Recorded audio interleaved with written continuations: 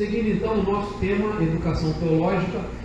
Isso aqui é retirado de um artigo que está na Ultimato de 2011, Educação Teológica na UTI. E uma das coisas que ele aponta, que esse artigo aponta, é um dos temas, dos problemas, dos desafios que o Leclerc falou, o anacronismo. Mas um anacronismo que acontece quase que de caso pensado. Por exemplo, ele vai falar de instituições de ensino ou métodos de ensino, adequações dentro da igreja e nos seminários, que é o ambiente onde eu sirvo, que hoje tem professores, quem são os docentes, né? Que os professores hoje, o que acontece comigo, são professores formados pela instituição, que foram ensinados por outros formados pela instituição. Eu sou ensinado de uma tradição que há 60 anos atrás, vamos pensar no Seminário Betel brasileiro, que está 65 anos da sua nacionalização, 85 anos de história, 65 anos da sua nacionalização. Então, os padrões, a metodologia, a concepção, a filosofia pedagógica da instituição vem de 65 anos. Quando você pensa que os professores que estavam lá formaram os seguintes, até me formar, que hoje continuo na instituição, muitos dessa metodologia, muito dessa forma de pensar ensino teológico se perpetua há 65 anos. Inevitavelmente vai cair no anacronismo. Inevitavelmente vai acontecer situações da estrutura não corresponder. Porque há 65 anos atrás essa estrutura funcionava. Porque há 40 anos atrás essa forma funcionava. Só que se isso, não há um problema em si mesmo a questão de você formar sucessores. Pelo contrário. Mas de que esses sucessores sejam ensinados a pensar no seu tempo, trazendo da geração anterior aquilo que pode ser aplicado, aquilo que serve como fundamento, mas que ele pense no seu tempo. Seja um professor, seja um aluno, sejam homens que saibam discernir o tempo. Então, a falha, o problema, o erro não está no fato de que a instituição forma os seus próprios professores. A instituição que se preocupa em passar valores de geração para geração e busca intencionalmente ter entre os seus professores um grupo de professores formado por ele mesmo. O problema não está. O problema são quando esses professores não são desafiados a pensar no seu tempo e para além do seu tempo. E no artigo ali, a autora diz o seguinte: os cursos de teologia, à semelhança de filosofia, tendem a reproduzir os seus modelos metodológicos, basicamente verborréicos. Aula expositiva que não deixa de ser expositiva pelo uso de tecnologia data show. O diagnóstico vai mostrar o quê? O que o Leclerc já levantou. Nós somos conteudistas. Seja usando um data show, seja simplesmente no púlpito com uma Bíblia aberta, a ideia é: eu tenho a informação e vou transmiti-la. Eu vou encaixar na sua mente, eu vou depositar em você aquilo que eu tenho. Então ela vai dizer que esse problema, essa metodologia que é perpetuada porque as instituições, por reproduzirem os métodos antigos, formam seus professores e colocam esses professores com a mentalidade olhando para trás e não para o presente, para frente, são metodologias presentes também nas universidades, nos locais de ensino formal. Nós só repetimos o que acontece fora do contexto evangélico. A fórmula é a mesma. As aulas seguem aquele modelo pronto, previsível, monológico e não dialógico, como deveria ser, em que o professor está preocupado apenas com o conteúdo, o saber e não o ser e com o fazer. teoria que anda a quilômetros de distância da prática. E essa é uma deficiência muito presente na nossa realidade, no ensino da igreja e também nos nossos seminários. Via de regra, nós somos ensinados a teoria da fé, os grandes postulados da fé, mas a igreja, a sociedade continua nos perguntando: o que eu faço com isso? Isso que você está ensinando, isso que você está pregando, essa palestra que você está dando, ela serve para quê? O que eu vou fazer com isso a partir dessa aula? O que eu vou fazer com isso a partir desse culto? Há anos, isso não é novo, isso não é fruto da pandemia, a igreja é inquirida, é questionada a respeito sobre responder perguntas que não são feitas. Só a gente parar e pensar as nossas discussões teológicas. Em 5 minutos nas redes sociais, você percebe que as discussões teológicas não levam a lugar nenhum. Não enriquecem, não direcionam, não são frutos de homens que têm discernimento, que são capazes de discernir o tempo, que continuam no lugar comum de apresentar um discurso vazio, um discurso sem aplicação prática, algo que não faz sentido na vida real. As nossas mensagens, as nossas aulas, as nossas conferências, os nossos muitos livros que circulam em torno do mesmo assunto e quase sempre levam a lugar nenhum em termos de efeito prático. A doutora Sharon George comenta em seu artigo, o artigo é Educação Cristã, um novo olhar sobre a totalidade da vida, que eu recomendo a todos que se preocupam com a educação que leiam. Ela comenta que quando nos referimos à natureza criada do ser humano, toda educação cristã, toda educação integral deve ser mantida em vista. Pode-se dizer que Deus incentiva a criatividade com parâmetros, com que o ensino deve promover espaço para a criatividade. Deus concede ao ser humano o poder regenerativo da vida, fertilidade, produtividade, criatividade, estética, imaginação. As implicações dessas verdades para os seminários são claras. É que o aluno tem o privilégio e a responsabilidade de explorar e pesquisar com liberdade, arte, imaginação e ao mesmo tempo tem que respeitar certos limites. Ela vai fazer uma análise crítica do que nós estamos falando aqui, de que os seminários, as igrejas, as escolas bíblicas, os institutos, eles estão conteudistas, anacrônicos, de maneira que eles não permitem ao aluno desenvolver essas competências: imaginação, criatividade, reflexão com liberdade, apesar dos parâmetros que limitam uma reflexão à luz das Escrituras. O desafio da educação teológica, da educação cristã como um todo, é levar homens e mulheres a pensarem. A educação teológica, diante dessas falas, está de fato na UTI? Quando eu falo educação teológica, não vamos associar ao seminário, porque tem a educação teológica que acontece fora do seminário. Mas o modo, o modelo, a metodologia, a forma com que se ensina teologia, a forma com que se pensa teologia, com que se propõe teologia dentro do nosso ambiente, vamos pensar no nosso contexto nacional, nosso contexto brasileiro, está na UTI ou está para além da UTI, está morta? Por que ela está morta? Se está morta, por que está morta? O que deve ser feito? O que faremos para que reencontremos o rumo?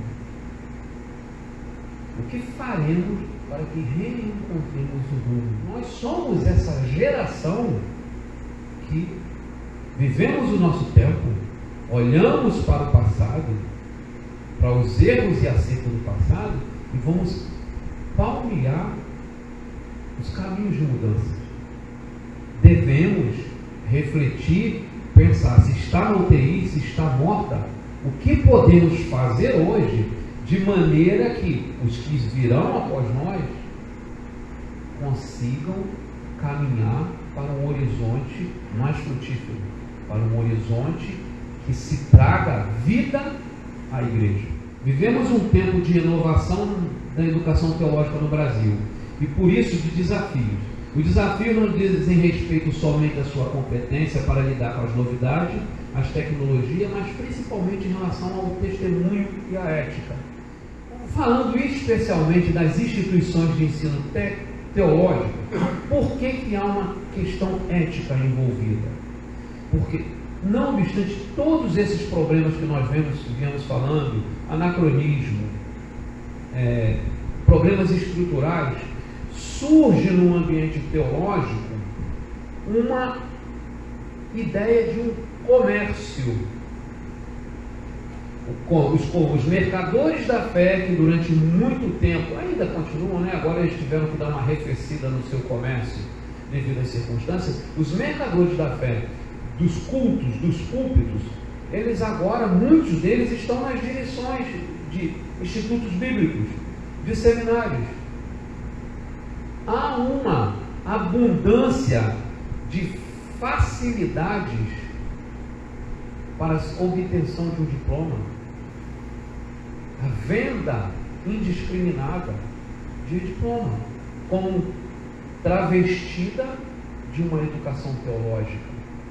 Não há uma ética associada a uma teologia piedosa. Há um negócio que surge e agora esse pós-pandemia lhes deram força, muita força, porque agora muitos de nós estamos migrando para o ensino remoto. Muitos de nós estamos buscando o ensino remoto que nos dá mais facilidade. Então, se eu tenho um curso que me oferece uma aula por mês, uma aula por semana, de 2 horas, eu não estou preocupado com o conteúdo, eu não estou preocupado com a proposta pedagógica.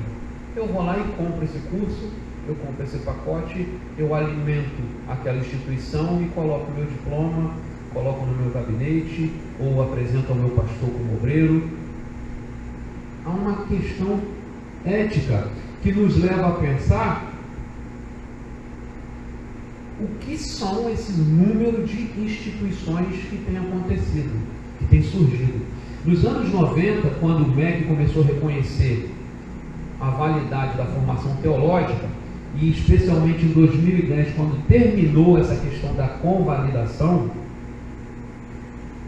surgiu no meio da formação teológica, dos ambientes de formação teológica, o tal do aproveitamento de crédito, que de maneira indiscriminada, vindo você da onde quer que você tenha vindo, com de qualquer diploma que seja, a troco de alguns reais, você é reconhecido teólogo, você é formado obreiro e é devolvido à sua igreja como um obreiro aprovado, formado, preparado para a obra do ministério. Então, os nossos desafios éticos dentro da educação teológica, como instituições ou projeto de ensino, nós temos sim optar ou não pela busca de credenciamento institucional e autorização de curso, visto que não há nenhum impedimento para que nós continuemos como uma instituição livre, oferecendo seus cursos e formações de maneira livre, para uma formação teológico-ministerial. Ou, ao decidirem pelo reconhecimento e construírem para isso o seu planejamento institucional, essas escolas devem definir com clareza a sua finalidade. Se é meramente a existência como uma instituição de ensino superior, iniciando com teologia, ou se de fato é uma instituição de educação teológica. O que nós temos visto, via de regra, as instituições que optaram por se enquadrar aos ditames do MEC, elas deixaram em muita medida de ser uma educação, uma instituição de educação teológica, sadia, pelo menos no que diz respeito a sadia, à ortodoxia, à teologia bíblica. Então, há uma decisão a ser tomada. Eu vou me tornar, vou me credenciar no MEC simplesmente para concorrer com as universidades que estão por aí, tipo MEC, tipo Universo, Estácio, Unigran Rio, que estão oferecendo cursos teológicos, ou eu vou oferecer uma educação teológica de qualidade, abrindo mão de reconhecimento do MEC em termos de nota, de avaliação, como acontece com algumas que, apesar de reconhecida pelo MEC, continuam seguindo os seus parâmetros estabelecidos de fé, e do MEC tem uma avaliação negativa, porque não segue a cartilha. De fato, a ética na educação teológica no Brasil está sobre a mesa e deverá comprovar a que veio. Não basta dizer que se é ético, é necessário se comprovar com decisões institucionais. Ela foi tirada dos âmbitos dos prédios de educação cristã das igrejas e colocada sobre os holofotes da sociedade, que a teologia está chamada a não a conformar, mas a ajudar na transformação visando um mundo melhor. Está na nossa mesa os envolvidos com educação. Que tipo de educação? Em termos de método, conteúdo, mas também na nossa relação como instituição, a nossa ética, os nossos valores. Que tipo de negócio estamos fazendo? É somente um comércio? É somente para manter a instituição funcionando?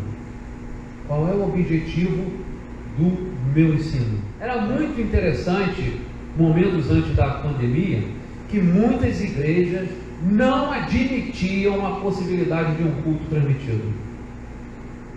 Com muita relutância, uma gravação. Por N motivos.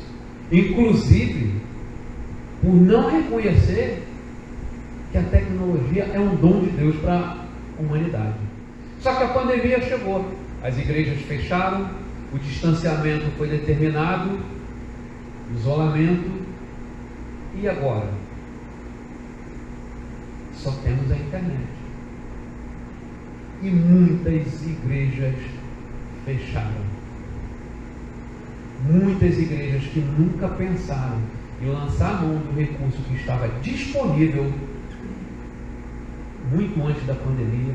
Já tinha igrejas aí que já transmitiam seus cultos para o mundo todo, que produziam uma série de eventos a partir da internet.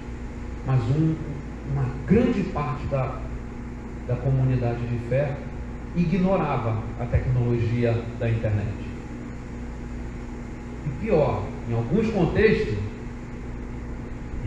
amaldiçoava essa tecnologia, acusando-a de ser responsável por situações como desigrejados, por pessoas que não queriam mais conviver com a igreja.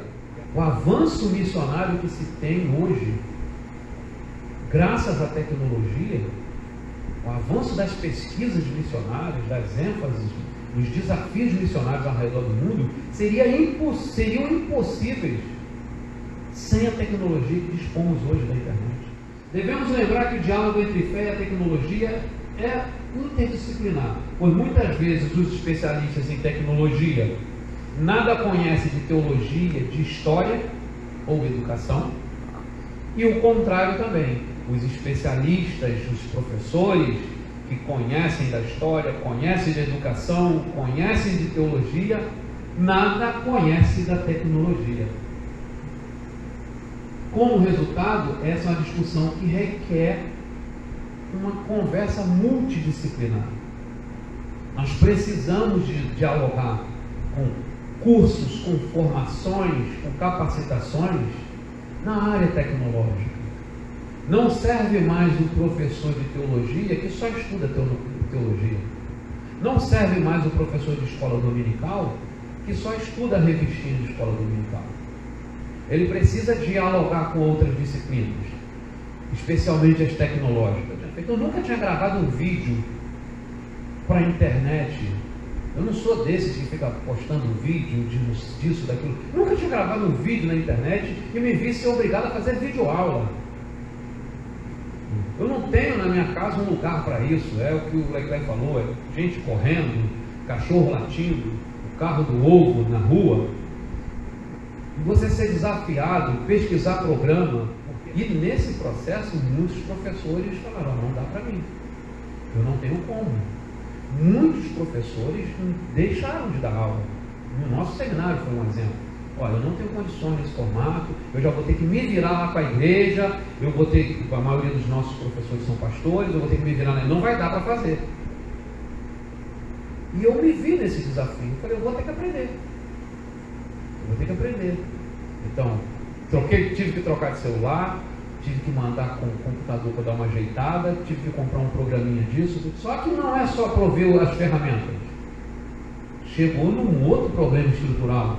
Internet, que é onde eu moro, Vista Alegre / Vista Triste, não chega internet normal ou convencional, que não é boa, mas é melhor. Não tem net, não tem Velox, não tem isso, é só internet comunitária, né? Aquelas empresas de comunidade. Choveu, você não tem internet. Não chega a ser Gato Net. Tem as empresas que vendem, né? As empresazinhas lá, mas são essas internet, eu acho que é a rádio, não sei. A internet não funciona, o tempo virou, não tem aula. Não tem aula. Não virou onde você mora, mas virou onde o aluno mora. Às vezes é num lugar tão desenfiado, tão abandonado quanto que eu moro. Ah, professor, minha internet aqui, né, Henrique? Minha internet aqui, professor, hoje, só a graça, não tem como. E você faz o quê? Passado um mês ele falou, não pode ter aula online. A gente vai ter que gravar a aula. Não, você vai ter que criar um canal no YouTube. Como que faz isso? Você vai ter que criar um canal no YouTube para subir o vídeo. Pô, tá, mas a minha internet leva um dia. Não, então você tem que estar com ele pronto de manhã para o vídeo subindo durante o dia. A internet cai, levanta. Pegou a todos. O aluno lá que a condição estrutural não permitia esse tipo de aula, o professor que nunca se preparou para isso, e tendo que enfrentar na relação com o aluno um desafio. O nosso seminário é presencial. O aluno se matriculou para um curso presencial. Quando você vai a uma instituição para fazer um curso EAD, você já sabe o que você precisa ter para isso. Você precisa ter um computador, você precisa ter uma internet razoável, você precisa ter uma disciplina, um lugar para estudar. Você vai sabendo que minimamente você tem o que é necessário. Agora, quando você se matricula num presencial, normalmente você já sabe que eu não tenho disciplina, eu não tenho condições, eu não tenho internet, eu não tenho computador, eu mexo mal no computador, eu não posso fazer isso. Aí você pega o aluno no meio do curso, tem que fazer com que ele se adapte à sua nova realidade. Isso implica no professor não só mudar método de ministração da sua aula, da forma de apresentação, mas também na sua avaliação. Porque ele não pode considerar mais a turma da mesma forma. Ele não pode julgar o irmão de 20 anos com a senhora de 60 que nunca ligou o computador. Como é que eu faço? E você vira também um F1 para poder ensinar, baixar o aplicativo do Play Store. Como configurar, como fazer um e-mail para um login. Aí a gente fala, não, essa é a geração digital. Mas você pega vários com 20, 25 que não conseguem passar um e-mail. Não consegue anexar um arquivo. Manda para o meu e-mail a atividade. Como um anexo. Mas o nosso desafio é sinalizar que tem um caminho a ser seguido por aqueles que estão comigo na sala. Que são meus alunos na educação cristã, na didática. É sinalizar para eles, olha, a forma com que vocês estão aprendendo comigo já não vai servir quando vocês estiverem ensinando. Nós estamos no tempo de transição. É importante para entendermos, o que é importante para entendermos é que a tecnologia tem moldado profundamente a vida das pessoas, o trabalho e o pensamento. O desdobramento histórico da tecnologia está entrelaçado em certos pressupostos e valores. Isto destaca uma questão filosófica importante, a noção de que a tecnologia não é neutra. Nós podemos moldar nossas ferramentas, mas as ferramentas também nos moldam. É precisamente porque a tecnologia nos molda que as questões de fé também são relevantes quando falamos de tecnologia. Isso aí é de um artigo do Derican no site da Associação Brasileira de Cristãos na Ciência. O medo, que eu falei anteriormente, que alguns têm, alguns tinham e outros continuam a se esconder atrás desse medo, muito tem a ver com desconhecimento, ou tudo tem a ver com desconhecimento. Primeiro, desconhecimento da ideia do homem como a imagem de Deus, um homem transformador de tudo que foi criado. O homem como mordomo, aquele que recebe de Deus um mandato cultural de transformar, de produzir, de gerar, promover cultura, de gerar, criar tecnologia. Então ele coloca a tecnologia como seu adversário, como algo que não deveria ser produzido pelo homem. No entanto, apesar da tecnologia não ser a nossa inimiga, de fato não é, nós precisamos ter alguns cuidados no uso da tecnologia. Porque de maneira consciente ou inconsciente, nós somos moldados em comportamentos, em forma de pensar, de refletir a vida e o mundo por essas tecnologias. Então nós não podemos nos relacionar de maneira inocente, achando que nós estamos no mundo neutro. Não. A semelhança de quando, como a gente fala, que entrar numa universidade, você está entrando num ambiente em que você pode ser moldado, transformado por ela, ao invés de ser um agente transformador, o uso e o contato com a tecnologia também tem esse efeito, de moldar hábitos, de formar pensamentos, de criar, desenvolver em você formas de você compreender o que está à sua volta.